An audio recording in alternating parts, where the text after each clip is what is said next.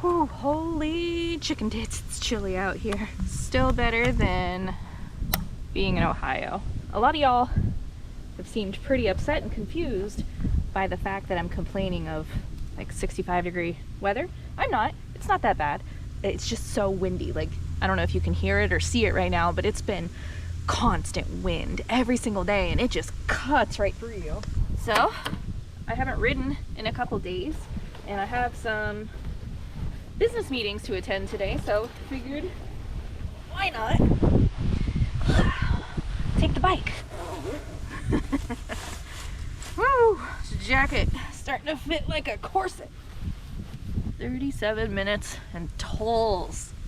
Florida tolls, man. All right. Okay. I forgot my sunglasses. Damn it!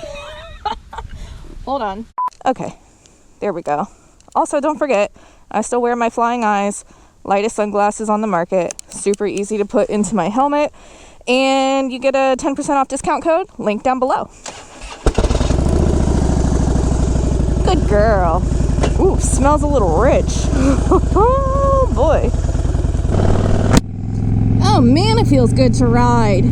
So I actually made, I think I made a YouTube community post, a Facebook post, and an Instagram post just talking about like my feelings and my thoughts and opinions on riding my motorcycle again. If you guys don't know, I bought this motorcycle used in 2018. It's a 2009 Harley-Davidson Dyna Super Glide. This was my main motorcycle for way up until I bought my Road Glide. So ironically, in 2021, I bought my 2018 Harley-Davidson Road Glide Special. And after I bought that Road Glide, I really wanted nothing to do with my Dyna. My Dyna was just, it was like a fun, easy bike to ride, but it didn't have any of the modern creature comforts and stuff. And I totally love my Road Glide for that. I love being able to play music from the speakers. I love being able to have the huge waterproof bags on it and the cruise control and just everything you could want on a touring bike. I've explained quite a few times that, you know, my husband and I, when we bought our truck, and this, I feel like a broken record at this point, but we bought our truck in 2021, same year, and we just thought the only thing we were going to tow with our 1500 was maybe an enclosed motorcycle trailer, you know, maybe a couple £1,000. And then we ended up wanting to buy a toy hauler, so we were very limited because I didn't want to go back into debt. My truck is paid off. I'm very adamant on trying to be as financially free as possible because YouTube is not a consistent paycheck. I do have to work other jobs. I do have to freelance. And truth be told, guys, like honestly, that's why I have to work with sponsors. Sponsors are 100% the only way I can keep creating free content and be able to afford to pay for how to create the content, basically. And so we bought a tiny toy hauler, essentially. So that's why I have to bring my Dyna with me when we want to travel and try to ride motorcycles in the wintertime, because my bagger, first of all, I wouldn't take the bagger anyway because I bought that bike to ride long distance, not trailer long distance. And it's so funny, I've been seeing your guys' comments. I read the comments and stuff, and I saw a couple comments of people saying that they were going to unsubscribe from the channel because now all I do is trailer my motorcycles anywhere. And I'm like, but I trailer the bike one time in over 300 plus photos. So I was like, man, I feel like this is a deeper rooted issue than you just being mad at me for trailering. So you can go ahead and unsubscribe. Don't come back, please. I'm like, ain't nobody got time for that kind of logic. So I've just been trying to re-fall in love with my Dyna, and I'm telling you, when it's the only bike you have and you don't get to hop on all different kinds of motorcycles, it's super easy to fall back in love with your firstborn, you know? And that's like, I mean, I feel like sometimes I hop on all these motorcycles and I try to make these videos for you guys coming from like a really honest perspective. And it's true, like there's never been a time that I've ever lied about enjoying or not enjoying a motorcycle. I can't do it, man. I wear my heart on my sleeve. So if there's something that bothers me ergonomically or power wise, or I'm just wondering why a manufacturer did something in the first place, I'm gonna tell you. But so far, I've never had a bad time on a motorcycle. So whenever I hop on all these different bikes and I do test rides, reviews, stuff like that, every single time I watch it, I'm like, I had the time of my life. What do you want? It's just, and the bikes are so comparable nowadays. It's like, it doesn't even matter what you look at, what you ride. It really all comes down to your personal taste, and that's 100% acceptable. You know, Indian Challengers and Road Glide specials are about the same price, but they're slightly different in the type of riding that you want to do. So I'm not going to tell you, like, you should buy one over the other. I'm going to tell you, you should go test ride both and make your own decision, because both of these bikes are fantastic. So that's just kind of my thought process. And so when I'm only stuck with one bike, I love bike. It's easy for me to be like, yeah, you want to cross the country on this thing? Let's go, because this is the only bike I have. But if I had my Dyna sitting right side by side to like my BMW or my Road Glide, I'd be like, nah, Dyna, you're staying put. We're taking the bagger, baby. One thing that I'm doing for myself and my family, while also benefiting my business as a content creator, basically, is I've been looking into where I can invest in security and insurance and still reap the rewards as a business. So I have actually been using a website and a company called Ethos, where it helps you shop around for life insurance. Once again, I ride motorcycles for a living. I do have health insurance, but health insurance is only going to cover me personally if I'm injured, and not anything else if the worst were to happen. It's very morbid talking about this on a motorcycle, but it's real, man. So if you guys are interested in shopping around for life insurance, I'll have a link down in the description. But Ethos is basically a one-stop shop where you can search for the specific needs of what you want. You know, if something were to happen to you, do you want to protect your family? Do you want to protect your home, your finances, or anything like that? So part of the reason I love to live as debt-free as possible is because if the unspeakable or the unthinkable were to happen to me, I'd be able to protect like my husband, and I don't have a lot of debt that he would have to acquire or take over. So it's super easy. You don't have to provide a health examination. All you have to do is provide a few health questions in the questionnaire. It's actually really fun, and I like that it can show you different options for how you want to treat your future. So like I said, I have a link down in the description, and it's something that you can't take back. I hate the idea of having to insure everything in your life, but things are crazy. You know, I'd be riding my motorcycle and I'd pull up next to anybody and these people are just staring at their phones. It's always like, I see people that are like, you should wear high vis, you should have loud pipes, you should blah, blah, blah. And I'm like, I don't disagree with you.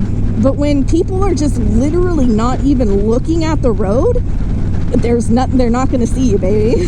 Luckily, I'm down here in Florida during the snowbird season, which that means everyone is just driving super slow. And I'm like, maybe that's safer, but at the same time, I don't think it is. I've been seeing quite a few little grannies down here, you know, the blue hairs. They don't even know which direction to turn if there's a Anyway, I'm not going to trash talk on sweet little old ladies, but wow, is it eye-opening to see the actual people out on the road. And here I am on a 1500cc death machine playing chicken with 1-ton vehicles. So I don't know, what a wonderful way to start the day, Jess. Let's just talk about the off chance of unaliving yourself on a motorcycle. Stupid. So where I'm staying up close to Tavares, Astatula more specifically, and there ain't nothing in Astatula, but it's been really fun to say the word Astatula. I'm a child. Anyway, the roads getting in and out of this place are pretty nice. Like, look, I'm on a hill, I'm taking a corner, and it is not too bad. A lot of y'all are like, don't go to Florida. Riding in Florida sucks. Blah, blah, blah. You can't tour in Florida. I'm like, nah, dude, I'm not down here for the beautiful riding. That's not why we're in Florida. I'm in Florida because my friends live down here, and I get to ride a motorcycle whenever I want to, even if it is chilly. That's why we're in Florida. It's because I know people who live down here. I also love seeing the wildlife. I finally got to see gators, y'all. I finally got to see gators. I went with my husband, Jordan Ray, and Blockhead. We went over to the Lake Apopka wildlife loop. Oh man, that was so fun. They're just chilling. The little baby dinosaurs are just chilling, and they're so sweet. I love them. Little swamp puppies everywhere. But I'm so happy I did not do it on a motorcycle. I would have never been able to like enjoy it because I would have been petrified. But anyway, if you guys want to see gators without having to go to Gatorland, the Lake Apopka Wildlife Loop, you will see gators and thousands of little birds. Oh, hey, buddy. Man, it feels good to ride. It's so funny because, like I said, it really has been cold. I'm not being dramatic. Of course, I've ridden in colder weather, but I didn't pack enough warm riding gear with me because I was just here last year and it was beautiful. It was almost a little too hot. So I told my husband, I'm like, no, we're good. We don't really need like heated gear, layers, or anything like that. And that's part of the reason why I haven't been riding in as much as I would like to. Because I'm not properly geared up. So I have been doing a little bit of window shopping, maybe seeing if I can ship some stuff down to here that'll help assist in the colder riding weather. But it makes me so mad because like I literally just got an entire heated gear set from Harley-Davidson, and I was like, no, we'll be fine. Like I don't need it. And stupid me.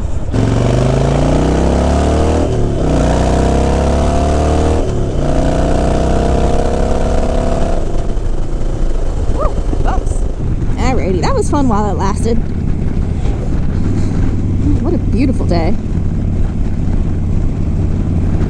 So this is, I don't know if you guys are, you probably are. I think everyone does this. I've never had a unique thought in my life. But you know when you go on vacation or you travel somewhere and you're like, I can see myself living here.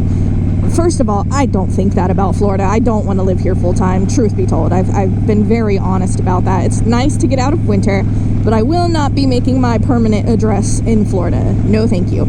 But I do have dreams, big time dreams, and I'm going to ask you right now if any of you watching are any kind of business investor. I'm not even an investor, just like an ideologist or a business strategist or something. Like, homie, I went to art school. I don't know what the hell I'm doing. I can make videos fun and I can draw and be creative, but I can't do business stuff.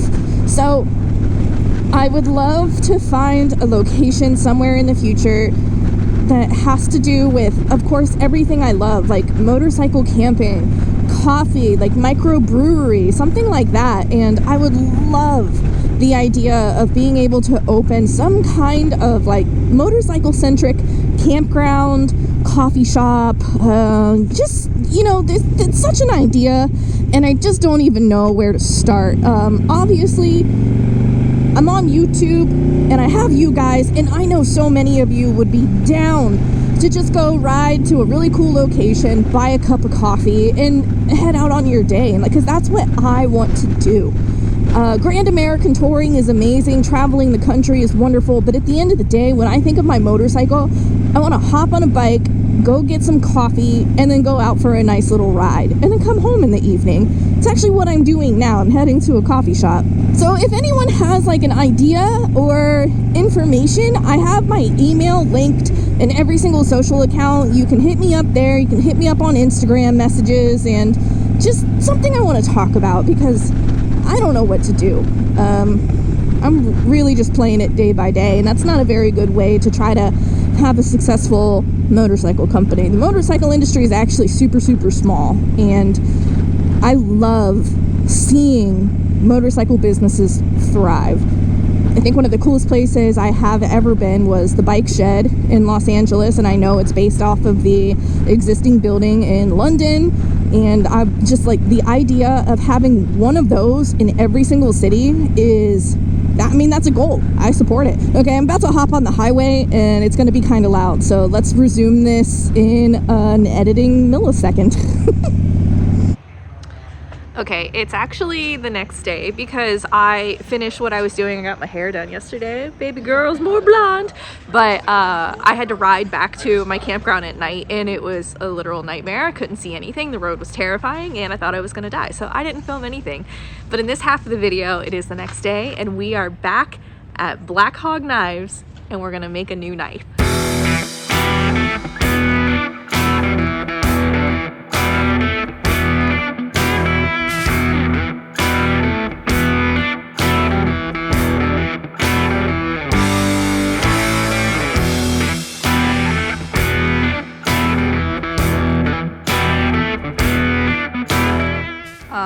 chilly if you can't tell. It's been cold in Florida, guys, but last year I made a bushcraft knife. I think I already mentioned that, and it's such a beautiful knife. I need to make a sheath for it still because I never use it because it's so damn sharp.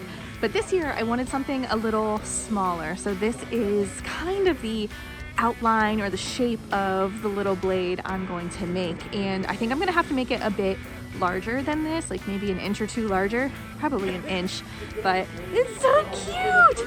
So I just wanted to show you guys the shape of what we're gonna be working with today.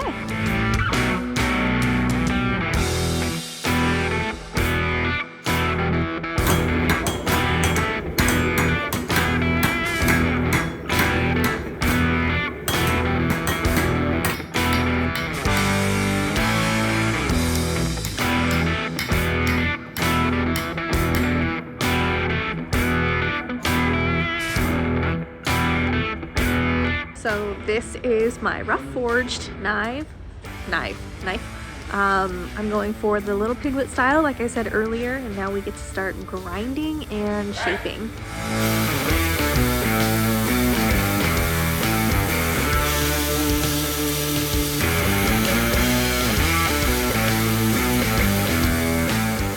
Just got done grinding. I think it turned out really good. I went for the rough forged look, so that means you can still see all of the forge marks at the top of the knife. And then now we are about to drill the holes for our handle. This is a 2-day class. If you guys are interested, I'm gonna have a link down in the description below, or you can just head over to blackhoggknives.com, see if he has any classes available. They book up very quickly, so if I were you, I would check it out if you're interested in doing this. But tomorrow, we're gonna come back and start putting on I call it a hilt. It's a handle, but so far, this is my big little pig. I don't know, I kind of liked a beefier size. Just remember, just don't fuck up. I'm left hand. Don't drop the weight. Yes. Grab it.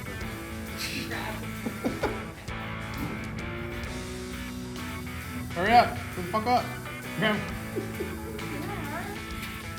Oh. That look I like the intent. 3, 4. I'm not gonna lie, I'm all turned on. 6, 7, 8, 9, Do I get into it with my hips? there it is. That's my girl. 15, 16. It's alright, we're married. It's okay. Bonus footage. 18, Behind the 20, scenes. 21, 22, 23. You're supposed to be 26. You're good. 34. Be You're gonna count for me, right? We're gonna count No. You're gonna count for yourself. Okay. Stop counting for y'all. Yeah. Trying to be nice. It was way less scary the second time. That's usually how it goes. Yeah. First time It's like, it's just right over the head. It's like, how fast? I'm like, that's usually how it goes. There we go. Steel's really good. You can see all the steel hardening on that. That's looking great. Yeah. Nice. Beautiful. Thanks, man. It is day 2, and today we get to refine our grinds and work on the handle. This material that I have selected for the handle, it looks a little dull, a little not beautiful, but as soon as I polish it up, it looks like fire. So yeah, my little pig, gonna get ready to get to work.